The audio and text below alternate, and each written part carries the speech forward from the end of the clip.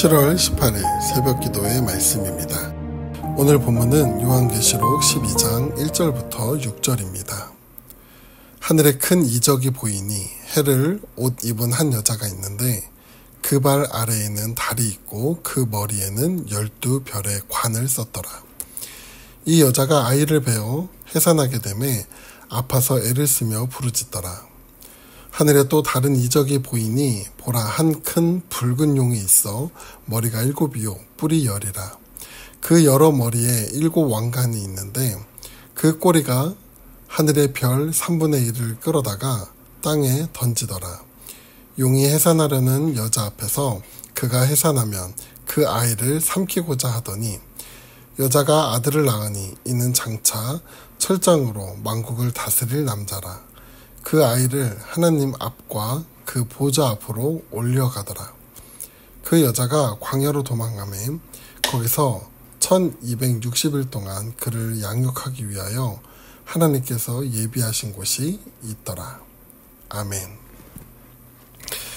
앞서 6장부터 9장까지 요한이 환상 중에 본 3가지 7 상징 중 2가지가 기록되었는데 바로 7 봉인과 7 나팔 환상 내용입니다. 이 2개의 7가지 상징을 통해 하나님의 심판이 경고되었으나 나라들은 회개하지 않는 모습을 보였죠. 그런 가운데 10장, 11장에서는 6번째 나팔 재앙을 통해 땅에 거하는 사람들, 다시 말해 사탄에게 속한 사람들 3분의 1이 죽어도 남은 사람들이 회개하기는커녕 오히려 더 우상을 숭배하고 죄짓는 것에 대해 교회의 역할을 강조하는 내용을 담고 있습니다. 요한은 환상 가운데 힘센 천사로부터 작은 두루마리를 받아서 그것을 먹는 장면, 곧 요한이 다시 소명을 받는 모습과 예수 그리스도의 증인으로서 요한과 교회가 지닌 사명을 다시 한번 일깨워 주었습니다. 그리고 오늘 본문이 있는 12장부터는 교회의 현실을 예수 그리스도의 구속사역과 관련지어 보여주고 있죠.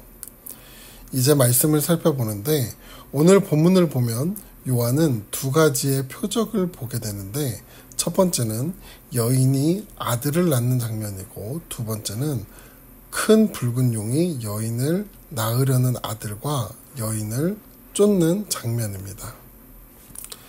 먼저 1절, 2절입니다. 하늘에 큰 이적이 보이니 해를 옷 입은 한 여자가 있는데 그 발 아래에는 달이 있고 그 머리에는 12별의 관을 썼더라. 이 여자가 아이를 베어 해산하게 되매 아파서 애를 쓰며 부르짖더라. 사도 요한은 하늘에 큰 이적을 보는데 한 여자가 태양을 옷으로 입고 발 아래는 달이 있고 머리에는 12별의 관을 썼다고 합니다. 시편 104편 2절에 보면 여호와께서 빛을 옷 입었다고 하는 표현이 나오는데 이렇게 해를 옷으로 입었다라는 표현은 이 여자의 위엄을 나타내며 발 아래 달이 있다는 것은 통치권을 상징합니다. 그리고 이 여자는 12별의 면류관을 썼다고 하는데 이 12별은 이스라엘의 12지파를 가리킨다고 합니다. 그리고 2절에 보면 이 여자는 아이를 뵙고 해산의 고통으로 부르짖고 있습니다. 요한이 환상 가운데 본 이 여자는 누구를 가리키는 것일까요? 바로 이스라엘 백성입니다. 이사야 26장 17절에 보면 여호와여, 잉태한 여인이 산기가 임박하여 산고를 겪으며 부르짖음 같이 우리가 주 앞에서 그와 같으니이다 라고 나오는데 여기 산고의 부르짖음 같이 이스라엘 백성도 고통 가운데 부르짖고 있다고 비유로 말하는 것을 볼 수 있습니다. 이스라엘 백성들은 자신들이 겪는 고통 가운데 무엇을 부르짖은 것일까요? 바로 그들을 구원하시고 통치할 메시아를 기다리며 부르짖는 것이었습니다. 그래서 세례 요한은 회개하라 천국에 가까이 왔느니라고 회개를 명하며 메시아를 예비했고 누가복음에서 시므온은 이 사람은 의롭고 강건하여 이스라엘의 위로를 기다리는 자라 성령이 그 위에 계시더라. 그가 주의 그리스도를 보기 전에는 죽지 아니하리라 하는 성령의 지시를 받았더니 라고 기록하며 이스라엘 가운데 어떻게 메시아를 기다리는 사람이 있었는지를 보여줍니다. 요한은 큰 이적 가운데 이 여자를 보고 메시아가 오기까지 고통받는 이스라엘이라는 것을 알았고, 또한 이것이 현재의 교회라는 것을 알았습니다. 우리가 앞서 많이 나눴던 대로 요한계시록에 쓰였던 시기의 상황을 보면 복음으로 인해 많은 핍박과 고난을 당하는 시기였고, 그러기에 초대교회는 그들을 구원할 메시아를 기다렸던 것이죠. 이런 가운데 요한은 또 다른 이적을 봅니다. 3절 4절입니다. 하늘에 또 다른 이적이 보이니 보라, 한 큰 붉은 용이 있어 머리가 7이요 뿔이 10이라. 그 여러 머리에 7 왕관이 있는데 그 꼬리가 하늘의 별 3분의 1을 끌어다가 땅에 던지더라. 용이 해산하려는 여자 앞에서 그가 해산하면 그 아이를 삼키고자 하더니. 여기 보면 머리가 7에 머리마다 왕관이 썼으며 뿔이 10개가 달린 큰 붉은 용이 등장하는데, 창세기 3장에 보면 모든 악의 근원을 상징하는 뱀이 여기서는 용으로 그려집니다. 이 붉은 용이 무엇을 상징하는가에 대해 당시 로마의 왕과 황제를 상징한다고도 보기도 하지만, 더 큰 의미로 하나님의 백성을 대적하는 자, 즉 사탄을 상징합니다. 12장 9절에서도 이 붉은 용을 옛 뱀 사탄이라고 합니다. 이 사탄은 7머리와 10뿔을 가졌다고 하는데, 앞서 나온 여자 못지않게 많은 권세와 힘을 가지고 있음을 말하고 있는 것이죠. 4절을 보면 이 용이 가진 힘과 영향력을 보이는데, 용이 그 꼬리로 하늘의 별 3분의 1을 끌어다가 땅에 던져버립니다. 하늘의 별은 하나님의 백성 혹은 천사들을 의미한다고 보기도 하는데, 중요한 것은 용이 실질적인 힘을 행사하며 하나님의 권위에 도전한다는 것이죠. 뿐만 아니라 용은 여자가 낳은 아이를 삼키려고 합니다. 이 여자가 낳은 아이는 이스라엘 민족 가운데 기다렸던 메시아, 즉 예수님이었죠.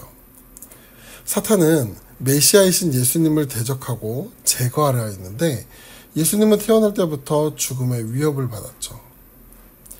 당시 헤롯 왕은 예수님을 정치적 메시아로 착각하며 예수님을 죽이려 했고, 유대인 지도자들도 예수님을 죽이려고 음모했습니다. 이런 예수님에 대한 적개심은 교회를 향한 사탄의 적개심과 박해로 연결됩니다. 사탄이 예수님을 죽이려 하고 대적하듯이 사탄은 예수 그리스도의 몸된 교회를 대적합니다. 또한 사탄은 실질적인 영향력으로 하나님께 도전하며 교회를 대적하죠. 교회는 사실상 이렇습니다. 하나님의 나라는 슬픔과 고통이 없는 곳이지만 이 땅의 교회는 아직 불완전하기에 많은 박해와 고통을 당합니다. 이렇게 교회가 받는 고난은 예수님에 대한 사탄의 반역에서 비롯되며, 거슬러 올라가면 에덴 동산에서 범죄한 하와와 하나님을 대적하고 그를 유혹한 뱀에서 시작됐음을 알 수 있습니다. 하나님께서는 뱀에게 여자의 후손과 뱀은 원수가 될 것이고, 뱀은 여자의 후손의 발꿈치를 상하게 하지만 여자의 후손은 뱀의 머리를 상하게 할 것이라 말씀합니다. 즉 여자의 후손으로 오신 예수님이 옛뱀 곧 사탄과 싸워 이겨 이 긴 전쟁을 끝낼 것을 예고하셨죠. 이렇게 창세기 3장의 말씀이 오늘 요한에게 보이신 여자와 용의 환상을 통해 성취됨을 보여주고 있는 것입니다. 그럼 이 영적 싸움은 어떻게 전개되고 결론이 날지 5, 6절 말씀을 함께 보겠습니다. 여자가 아들을 낳으니 이는 장차 철장으로 만국을 다스릴 남자라. 그 아이를 하나님 앞과 그 보좌 앞으로 올려가더라. 그 여자가 광야로 도망하며 거기서 1260일 동안 그를 양육하기 위하여 하나님께서 예비하신 곳이 있더라.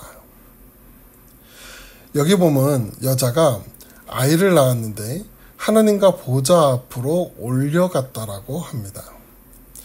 예수님이 이 땅 가운데서 오신 후에 십자가에 달려 죽으실 때 예수님을 대적하던 사탄은 힘없이 십자가에 달려 죽으신 그 예수님을 보며 자신이 승리한 것으로 착각하였을 것입니다. 그러나 예수님은 그 죽음에서 살아나셨고 오히려 십자가의 죽음은 실패와 패배의 결과가 아닌 예수님의 희생을 통한 하나님의 사랑을 확증하게 되는 사건이 된 것입니다. 사단의 반역과 적대적 활동조차도 하나님은 사랑을 확증하는 도구로 사용하신 것이죠. 또한 이것이 예수 그리스도의 십자가 죽으심이 보여주는 진리 중 하나입니다. 그리고 자기를 믿고 따르는 자들에게 예수님은 자기 십자가를 지라고 말씀하셨습니다. 하나님께서 승리의 방법으로 행하신 예수 그리스도의 십자가 교회도 지는 것이 마지막 6절에 나타납니다. 6절을 보면 여자는 광야로 도망을 갑니다. 아들이 보좌로 올라가 통치자가 되었음에도 여자는 용에게 쫓겨 광야로 도망을 갑니다. 그리고 그곳에서 1260일 동안 있게 되는데 용은 여자를 계속해서 박해하지만 여자는 그곳에서 보호를 받습니다. 용의 박해로 인해 도망간 광야는 시련이면서 특별한 양육과 보호를 의미합니다. 오늘날의 교회는 이 광야와 같습니다. 신명기 8장에 보면 광야의 의미를 말씀해 주시는데 이렇게 나옵니다. 내 하나님 여호와께서 이 40년 동안에 내게 광야길을 걷게 하신 것을 기억하라. 이는 너를 낮추시며 너를 시험하사 내 마음이 어떠한지 그 명령을 지키는지 지키지 않는지 알려 하심이라. 너를 낮추시며 너를 줄이게 하시며 또 너도 알지 못하며 내 조상들도 알지 못하던 만나를 내게 먹이신 것은 사람이 떡으로만 사는 것이 아니오 여호와의 입으로 나오는 모든 말씀으로 사는 줄을 내가 알게 하려 하심이니라 라고 말씀하십니다.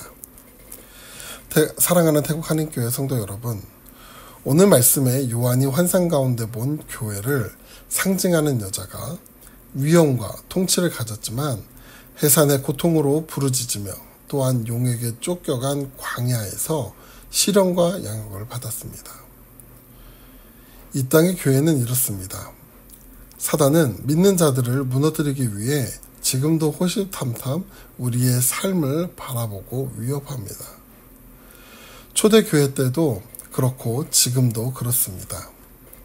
그런 광야 같은 믿음의 삶 속에 우리는 무엇을 바라봐야 할까요? 그것은 하나님의 연단과 돌보심이 함께 하신다는 것과 반드시 광야를 지나 가나안에 들어갔던 것처럼 오늘 우리의 고난과 시련의 때도 반드시 끝이 있다는 사실을 말씀을 통해 기억하시기 바랍니다. 기도하겠습니다. 우리의 힘과 소망이 되시는 하나님, 우리는 믿음을 가지고 살아가려 할 때 사단은 우리의 삶을 무너뜨리려 우는 사자와 같이 대적하려 합니다. 오늘 우리가 살아가는 삶의 믿음이 무너지지 않도록 우리를 붙잡아 주시고 위로하여 주시옵소서. 감사드리며 예수님의 이름으로 기도드립니다. 아멘.